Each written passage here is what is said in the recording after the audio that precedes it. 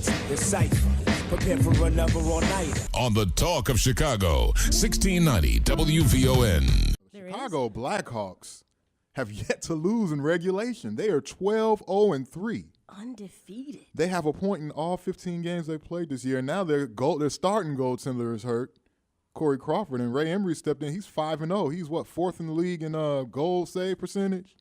So they are doing some big things. Patrick Kane scoring goals left and right. Jonathan Toews dropping the gloves, fighting the big guys the other night. It wasn't that much of a fight. Right. Toews didn't really stand a chance against Joe Thornton, but the Blackhawks, they look strong here early on. But my whole thing is, do you think that this red hot start in this short season, is this going to be something they can sustain toward the end going into the playoffs? Because you know how hockey is. Like the team they played today, the Kings, they were a seed last year, but they got hot going into the playoffs.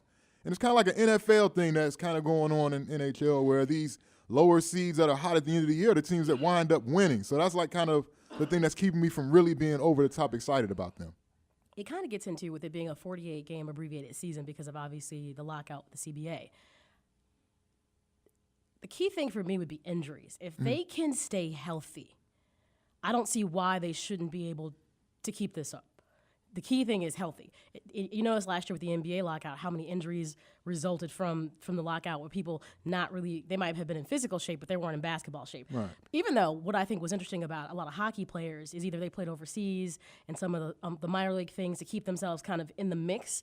So my thoughts is if they can just stay healthy, that's key. Now, what's surprising is the fact that they lose Corey Crawford, and then you got Ray Emery step in, and it's like you didn't have to miss a beat. Right, that's a big deal to right. lose your goaltender and to go to your next guy in line going, I pray to God that you're going to be able to get this done. So even with that setback, it hasn't become a setback. Yeah.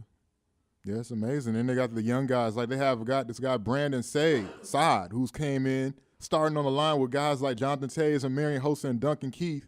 And he's a rookie out there playing in the midst of these guys on the first line on the championship contender in the NHL. It's crazy. And he scored a big goal Tuesday night against that was Calgary, I believe they were playing Tuesday night. So I'll check that to be 100% sure. But a young guy like that can't do nothing but help his confidence playing with those strong players, those great players that they have here up from that front line, from that first line for him.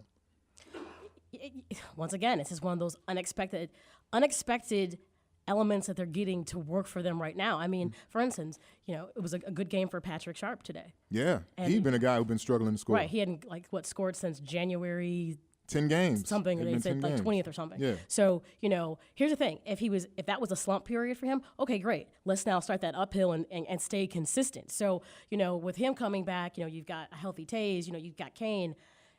I can't imagine why they should not, and then I am a Marion Hossa, just fanatic. I saw him today in the locker room holding a tiny little baby girl with blonde hair. Did you really have to ruin it? I didn't ask about the children. No, I'm just saying. He has one, so at least. I'm sure he's probably got more than one. But I just feel if they can that's the biggest thing for me. It is a short season, but here's the thing. And hockey is a very physically grueling game. I mean, so if they can stay healthy and everybody stays on point, I don't think we should worry about this right now.